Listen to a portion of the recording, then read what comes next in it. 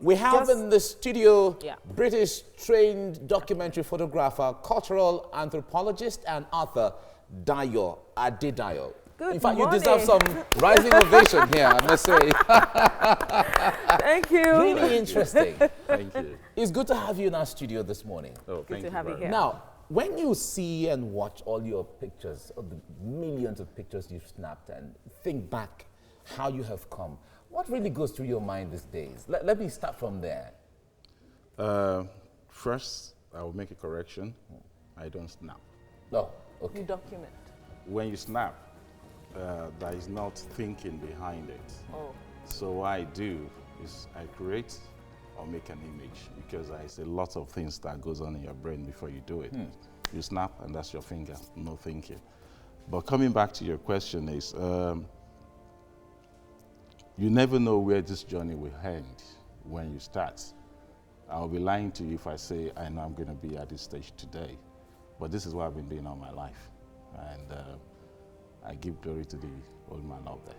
Wow. What inspired documenting pictures? What inspired it? One would want to ask, especially when it comes to documenting rather Nigeria, so to speak.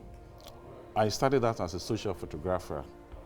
Then I ventured into freelance journalism, working with Ovation magazine, and I became the best photographer in Ovation, traveling all over the world. In the space of 5 years, I must have been to about 20 or more countries for Ovation.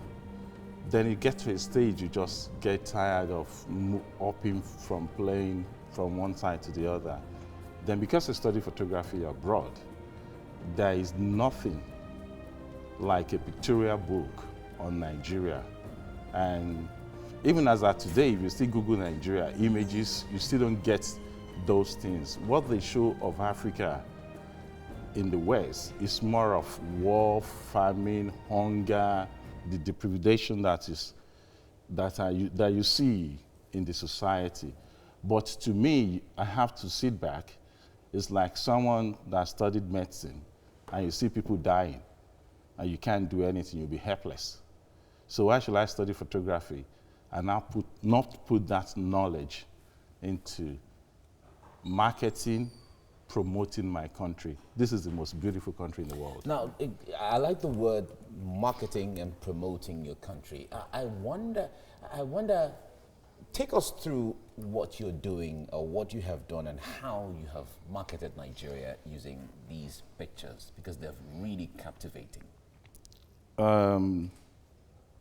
I later ventured to be an author and a publisher, because I self-publish all my work. And as of today, I've published 11 books. Thousands of books are all over the world. As I'm talking to you, several people seen my book or books. I've traveled to Nigeria just to see some of those places. And the truth of the matter is, we can't leave everything to government. Imagine there is no TVC today and we only have NTA. What would be Nigeria? People are watching you across the globe as we are talking now. So the best we can do, like JFK said in the 60s, not ask what your country can do for you, but what you can do for your country. So that is what is propelling me. I have no other country but Nigeria, and I remain a Nigerian, and as long as I'm on this blue planet, all I would do, eat, sleep, is Nigeria, and that is what is propelling me. Interesting. So what has been the most striking experience or picture you have taken in all of your journeys through Nigeria? The most interesting picture I've ever taken in the last 16 years was in Plateau State, Riom Rock. Unfortunately, I don't have that image here. I used it as the cover of my first book, titled Just Nigeria.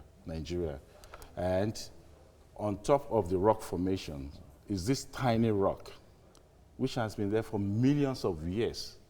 To me, that's a metaphor for Nigeria. Yes, we have our challenges. We can abuse each other from morning till night. At the end of the day, families do quarrel. That doesn't mean we are going to break apart and say, no, you're not my sister, you're not my brother, you are not my mother, you're not my father.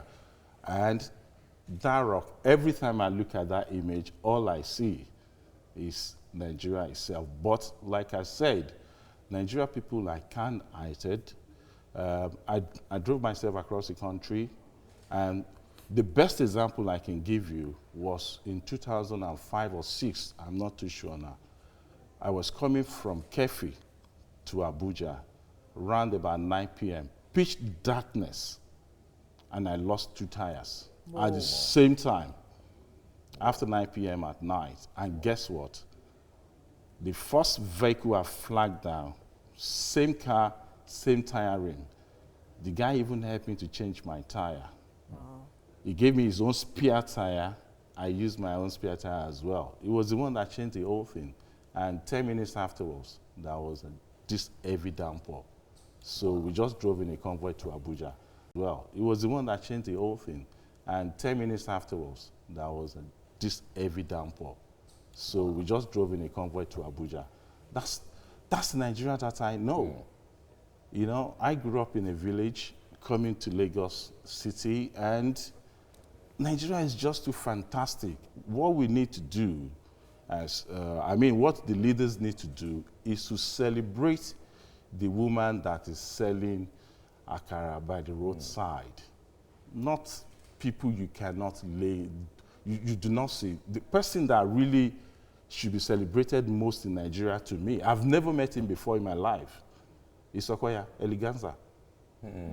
Look at the level of education and look at what he has been able to achieve. I don't look at money. Touching lives every day. Touching lives every day. How was he able to do all these things? Those are the people that needs to be celebrated, to be in the media space. Let the media also try as much as possible. There are too many positive things about this country. Nigeria is just a beautiful country. Everywhere you go in the world, Nigerians are doing very well. Everywhere you go to any corporate organizations in the world, Nigerians are doing fantastically well. You can't have many children and some will not, 1 or 2 will not give it. So we just have to. I said out of every 12, there always be a do that. So let's look at that. Dayo Adedayo, thank you Thank so you much for your what time. you're doing for Nigeria, for what you're doing, because I understand it's not just Nigeria, you're also doing for Africa as well. No, absolutely. And thank you for what you're doing for Africa. And we like to commend you and inspire you to go ahead with it. And God will reward you certainly. Absolutely. All right, let's leave it here for now. There'll be time for us to talk more about some of the things you're doing and some of the challenges you face, and also how you're inspiring young people, other people who want to be like you. Thank you very much. Yo, thank you. Right. Thank you. We have with us in the studio a British-trained documentary photographer and cultural anthropologist and author, Dayo Adedayo. Nice to see you in the studio. You're welcome to TVC. Thank you. Right now, you have several books. One that I would like you to talk to us about briefly, just very briefly, is that Nigeria 2.0. That's right. Good. What is that book all about? What's the inspiration behind the book? Nigeria 2.0. Oh, 2.0, exactly. Is a second edition of Nigeria. That was my 7th book. And 2.0 is just about the history of the country. You see the map of Nigeria, all the geopolitical zones. Unfortunately, I've sold out. Then you read about the founding fathers from Ahmadu Bello, Awolowo, Azikiwe, and the greatest of them all, the person that started the agitation for independence, who died in the process but never saw Nigeria gain independence. I've forgotten his name now. Okay. No. You should know. Well, there are so many people who struggled and fought. No. The first person. Anthony Nahara? No, not Nahara. Oh, okay. He was the president. He was the leader of NCNC. Azikiwe was the secretary. Oh my God! Herbert Macaulay. Herbert Macaulay. Yeah. God bless I got you. it. I got it. God bless you. Herbert Macaulay. Yeah, he formed the first political party in Nigeria. Then you see the history of Nigeria, the profile of Nigeria, then going through the monuments. And if I tell you the largest monument in Africa, the greatest man-made monument in the world, is in Nigeria. Would you believe that? Not even the Timbuktu that we have always heard about. No. The greatest man-made monument ever built, which is 10 times greater than the Great Wall of China, is in Edo State. Wow. The moat. No. Is it? The Great Wall. Oh, the Great Wall. Of Edo State. The moat is actually part of Shugmo Eredo, Okay. which was dug over 2,000 years ago. You find all this in Nigeria 2.0. Unfortunately, I've sold that, but I don't do reprints. Whoa. Then there is the culture. There are some festivals. From the east, you have the Yam Festival in Nimbise. From Yoruba, you have the Osun Osogbo Festival. You have the Carnival, the Doba from the north. Yeah, the Doba. Even the Arugungu Festival. Arugungu Fishing Festival is in the book as well, you know. So there is a lot in the book. It's about 452 pages. It's quite heavy, 5.5 kg. But I'm looking forward to 3.0, but that will not be ready, God sparing my life, until another 5 or 6 years. Yeah, no. God will spare your life. Absolutely. So in documenting all of this, which was the most challenging for you? Oh, the most challenging? It's been fun for me because this is what I've been doing all my life. I've never worked in my entire life. Wow. Well, this is work in itself. No, I'm just having fun because meeting people, wonderful. I'm meeting you guys for the first time, even though I see you virtually every day. I'm meeting you for the first time. And in terms of challenges, what I would say is Nigeria is the most difficult place to photograph in the world. Why? Why is that? Why? I can just call someone, we can demonstrate it after the show, call someone to come and photograph TVC. The guy will be arrested. Okay. I see where you're coming from. You know, so you take out your camera to photograph, and behold, I've been locked up several times. I've been arrested several times, just doing my daily job to promote. Because what do I want to do with a camera? The moment you see a camera, someone taking pictures with the camera, they mean no harm. We have mobile phones. You can do more damage.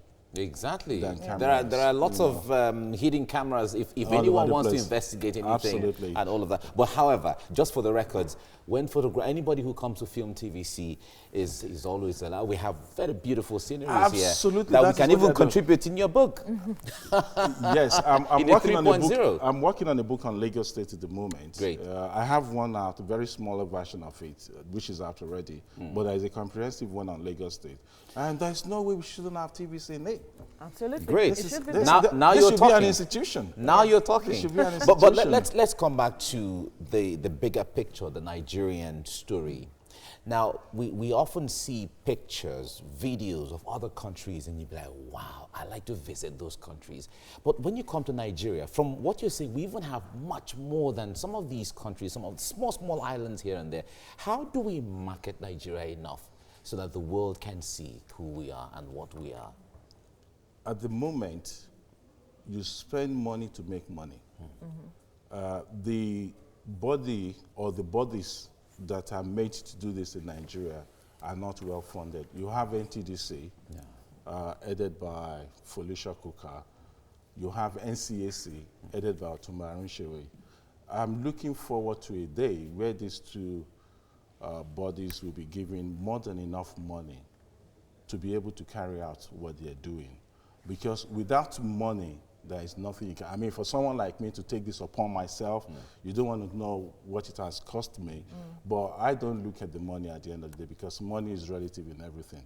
Then again, there should be a deliberate policy by government to open up the space. If you have no business in Aso Rock, nobody knows what Aso Rock looks like. We go to Washington, stand in front of White House. I've written officially 5 times to the seat of government in Nigeria for me to photograph something that belongs to the public. It's not a private residence. At best, you have 8 years. We all know what the Buckingham Palace looks like. I'm saying. We all know what White House looks like. Has a photographer. No. It's not about president having that. That's different. That's for the president. That's for the president. Okay. But there are several people. If they open up, for example, open up Aso Rock, I can gladly tell you it will take about 200 to 200 people working full time. not being paid by government, but for themselves. People wants to come, they have their photographs. They'll tell you taken. security reasons. Yeah. In fact, the moment you step into the 3-arm zone, you see So- the atmosphere has changed. There's even signs there, no We have to- photographs. Exactly. Well, Dayo, there's so much we can talk about, but time will not always permit us to talk, you know, but however, it's always good to have you around. Thank you very much for what you do. Thank you. Thank you. Okay.